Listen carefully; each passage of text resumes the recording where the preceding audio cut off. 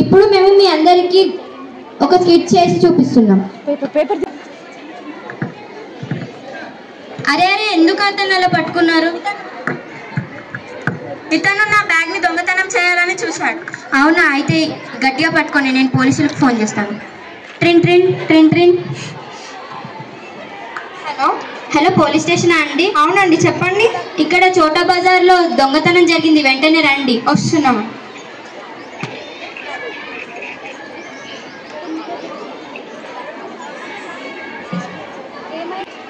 ఎవరు కాల్ చేసింది? నేనే చేశానండి. చెప్పండి. ఈ అబ్బాయి ఈ అమ్మాయి బ్యాగ్ ని దొంగతనం చేస్తున్నాడు. ఏంటో ఎదవా, దొంగతనం చేస్తావా? కానిస్టేబుల్స్, వీళ్ళు జీప్లో ఎక్కించండి.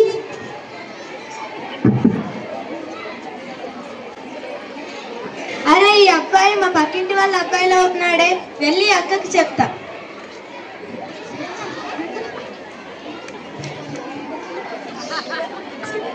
అక్క అక్క, మీ అబ్బాయిని పోలీసులు తీసుకెళ్లడం చూసావా? నిజంగానే చూసా.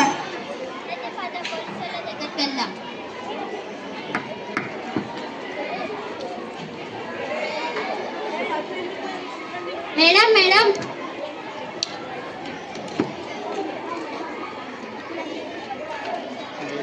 మేడం మేడం, మా అబ్బాయిని మీ అబ్బాయి ఒక అమ్మాయి బ్యాగ్ ని దొంగలించాలని చూశాడు. మా అబ్బాయి జైల్లో బాధపడుతుంటే నేను చూడలేకపోతున్నాను. ఇది మొదటి తప్పు అని వదిలేయండి. మీ పిల్లవాడు చిన్న చిన్న తప్పులు చేసినప్పుడే మీరు మందలించి ఉంటే ఈరోజు మీ బాబుని మీరు ఇలా చూసేవారు కాదు.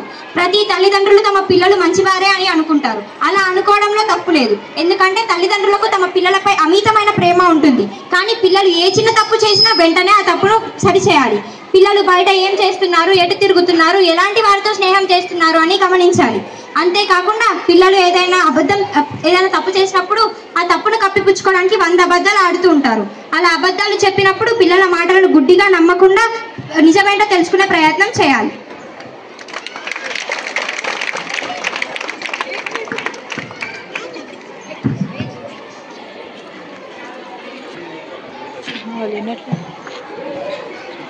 ఏంటన్నా కటింగ్ ఏంది? ఎవరు చేయించారు నీకు?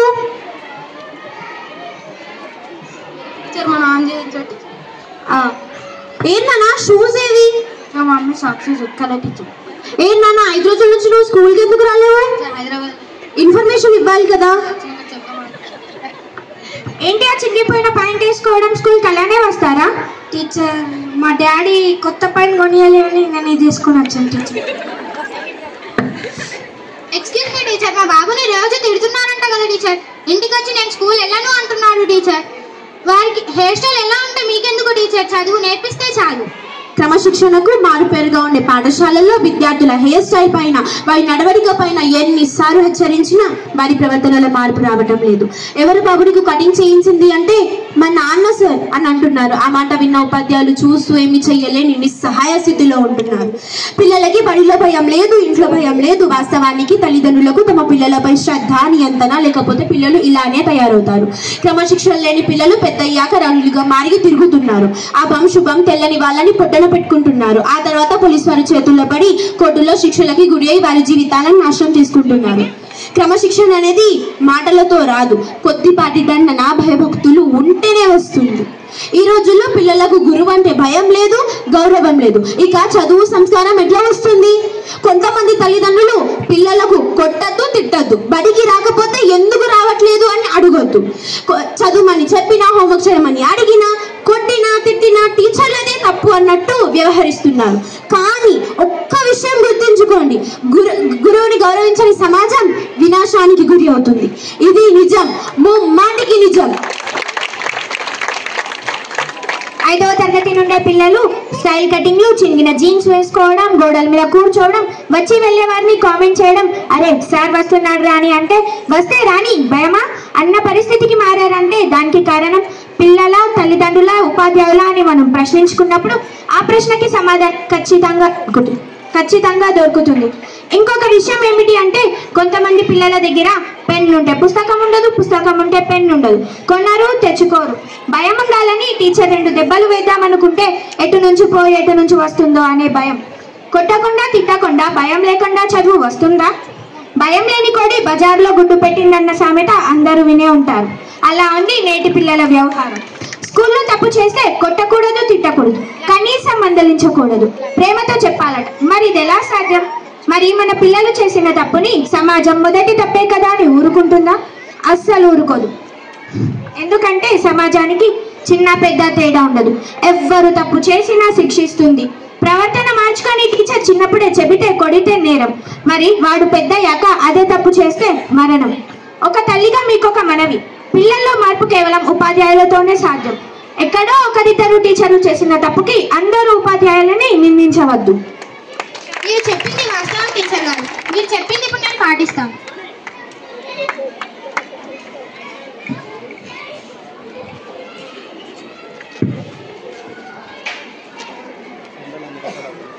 డాక్టర్ ఏంటి చెప్పండి. మా కూతురు చెప్పిన మాట వినడం లేదు. ఎప్పుడు చూసినా ఫోన్ చూస్తూనే ఉంటుంది. తిట్టినప్పుడు మళ్ళీ నాకే రివర్స్ తిడుతూ ఇంట్లో ఉన్న వస్తువులన్నీ కింద పడేస్తుంది.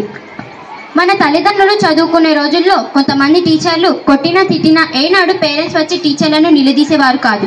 వారి బాగు కోసమే అని అనుకునేవారు. కాబట్టి వారు మాట్లాడే విధానాల్లో వినయ విధేయతలు, అనుకువలు, మంచి పద్ధతులు కనిపిస్తున్నాయి. అలాగే నేటి తల్లిదండ్రులు కూడా టీచర్ అంటే గౌరవం, భయం ఉండేటట్టుగా పిల్లలను మానసికంగా తయారు చేయవలసిందిగా మనవి. పిల్లలు చెడిపోవడానికి స్నేహితులు, సెల్ ఫోన్లు, మీడియా 60% మాత్రమే. మిగతా 40% మాత్రం ఖచ్చితంగా తల్లిదండ్రులే. పిల్లలపై గారవం శృతి మీరితే మొత్తానికే నష్టం వస్తుంది. పిల్లల పట్ల మనం పాటిస్తున్న అజ్ఞానం, మూఢనమ్మకాలు, స్వార్థం, అతి ప్రేమ వలన వారిని చాలా వరకు బద్ధకస్తుల్ని చేస్తూ వారి జీవితాలను నాశనం చేస్తున్నారు. నేటి తరం పిల్లలు 70% తల్లిదండ్రులు చెప్పే మాటలు వినడం లేదు. తల్లిదండ్రులు షాప్కి వెళ్ళి ఈ సరుకులు తెమ్మంటే తేయడం లేదు. ఎప్పుడైనా కారు లేదా బైక్ శుభ్రం చేయమన్నా చేయడం లేదు. స్కూల్ బ్యాగులు, లంచ్ బ్యాగులు శుభ్రం చేసుకోమన్నా చేసుకోవడం లేదు. గట్టిగా మాట్లాడితే ఎదురు తిరగబడి సమాధానం చెబుతున్నారు. తిడితే వస్తువులను విసిరి కొడుతున్నారు. అంతేకాకుండా మైనర్ పిల్లలకు బైక్లు ఇవ్వడం, యాక్సిడెంట్లు చేయడం, కేసులలో ఇరుక్కోవడం. అదే ఆడపిల్లల విషయానికి వస్తే తిన్న కంచం కూడా కడగటం లేదు. ఇల్లు ఉడమంటే కోపాలు వస్తున్నాయి. అతిథులు వచ్చినప్పుడు కనీసం గ్లాసుడు మంచినీళ్ళు ఇవ్వాలన్న ఆలోచన లేని అమ్మాయిలు కూడా ఉన్నారు. 20 సంవత్సరాలు దాటినా వారికి వంట చేయడం కూడా రావడం లేదు. బట్టలు పద్ధతిగా ఉండాలంటే ఎక్కలేని కోపాలు వస్తున్నాయి. వీరికి కల్చర్, ట్రెండ్, టెక్నాలజీ పేరిట వింత పోకడలు, వాదిస్తే వెర్రి పనులు. చూసే వాళ్ళకి మంచి హోదాలో ఉంటున్నాం, రిచ్ లుక్, స్టేటస్ మెయింటైన్ చేయాలన్న భ్రమలో ఉంటున్నాం. గారభంగా పెరిగిన వారు మధ్యలో మారమంటే ఎలా మారుతారు? అస్సలు మారరు. అంటే నా ఉద్దేశం మీ పిల్లల్ని కష్టపెట్టమని కాదు, కష్టం గురించి తెలిసేలా పెంచండి అని. కష్టం, డబ్బు, సమయం, ఆరోగ్యం వీటి విలువలు తెలియకపోతే వారికి జీవితం అంటే ఏంటో, జీవితం యొక్క విలువలు తెలియవు. మీరు చూపిస్తున్న అతి గారభం, ప్రేమ వలన యువత 15 ఏళ్లకే ప్రేమాదోమ అనడం, సిగరెట్లు, మందు, డ్రగ్స్, దొంగతనాలు, హత్యలు కూడా చేస్తున్నారు. మరికొంతమంది సోమరిపోతుల్లాగే తయారవుతున్నారు. ఇలాగే ఉంటే రేపటి నాడు తల్లిదండ్రులన్న గౌరవం లేకుండా పోయినా ఆశ్చర్యపోవాల్సిన అవసరం లేదు. అమ్మకు వంట వండడం సరిగ్గా రాదని నేటి యువత బిర్యానీలు, కర్రీ పాయింట్ల వెంట పడుతూ చిన్న వయసులోనే gastric ulcer, gall bladder stone, kidney స్టోన్ల బారిన పడుతున్నారు. మరొక ఫ్యాషన్ ఏమిటంటే పెరుగు మజ్జిగ తీసుకుంటే వాంతులు చేసుకోవడం. కొన్ని ఆహార పదార్థాలు ఎంత ఆరోగ్యకరమైనా కూడా వాళ్ళకు అనవసరం. కాలేజీ పిల్లలైతే సరిగ్గా ఒక పిడికిడి పట్టేంత టిఫిన్, లంచ్, చిన్న బాక్స్ లో రైస్. చాలా మంది ఫ్రూట్స్ అసలుకే తినరు. 3వ తరగతి పిల్లవాడికి సోడా బుడ్డి లాంటి కళ్ళద్దాలు, 5వ తరగతి పిల్లవాడికి అల్సర్, బీపీలు, 10వ తరగతి దాటేలోపే ఎన్నో ఆరోగ్య సమస్యలు. వీటన్నిటికీ కారణం తల్లిదండ్రులు, ఉపాధ్యాయులు పిల్లల్ని సరైన పద్ధతిలో పెంచకపోవడమే. అందుకే తల్లిదండ్రులు, ఉపాధ్యాయులు మారాలి. రేపటి సమాజానికి మనం ఏం నేర్పిస్తున్నామో ఒక్కసారి ఆలోచన చేయండి. అవును డాక్టర్, మీరు చెప్పింది నిజమే. నేను ఇప్పటి నుంచి మీరు చెప్పినట్టు పాటిస్తాను.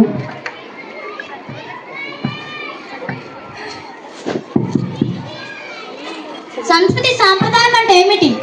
కేవలం గుడికి, దర్గాలకు వెళ్ళి పూజలు, ప్రార్థన చేసి ఇది మన సంస్కృతి సంప్రదాయం అని పిల్లలను అలవాటు చేస్తున్నాం. అది మాత్రం కాదు, పిల్లలకు బాధ్యత, మర్యాద, గౌరవం, కష్టం, నష్టం, ఓర్పు, సహనం, ప్రేమ, అనురాగం, సహాయం, దేశభక్తి, దైవభక్తి ఇవన్నీ నేర్పించాలి. దయచేసి తల్లిదండ్రులారా, మంది కోసం బ్రతకద్దు. మన ఆరోగ్యం, మన ఆనందం మన కోసం బ్రతుకుదాం. కొంచెం కష్టమైనా సరే చిన్న వయసులోనే పిల్లలకు అలవాటు చేయాలి. భవితరాల పిల్లల కోసం పిల్లలకు మార్చే బాధ్యత మన అందరిపై కలదు.